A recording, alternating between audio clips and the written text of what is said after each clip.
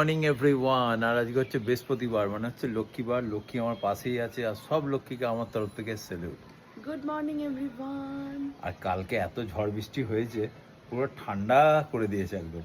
আর কালকে আমাদের বাইরের যে ভোলু, লালু, ছুটকি অ্যাকচুয়ালি যখন আমরা যখন কালকে ছিলাম না, ফিরছি তো মাকে ফোন করছি, আর আমার মা কি করেছে, কালকে হাঁটতে গেছে বিকেলবেলা, মাও বৃষ্টিতে আটকে গেছে। আর সব দরজা জানলা মা খুলে গেছিলো।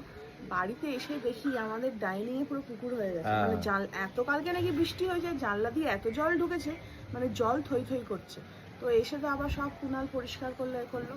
তো এবার রাতের বেলা, এবার তখনই কুনাল যখন ঢুকেছে, আমাদের রাস্তার লালু, ভুলু সবাইকে নিয়ে ঢুকেছে, না বৃষ্টি হয়ে তোরা এখানে বস। না, ওদের ছানা খাইয়েছি আর নিয়ে ঢুকে পড়েছি। বৃষ্টি তখন পড়ছিল, চলে আয় দিয়ে ঢুকিয়ে দিয়েছি। বলো, দিয়ে রাতের বেলা বৃষ্টি আর থামছে না। এবার রাত্রি 11টা বেজে গেছে, 11:30 বেজে গেছে। এবার কি, ওরা তো ওই ঘরে শুয়ে আছে, এবার আমরা তো ঘরে দরজায় তালাও দিতে পারছি না। খুলে যে কুনাল বলছে, না এই বৃষ্টিতে ওদেরকে বার করতে পারবো না।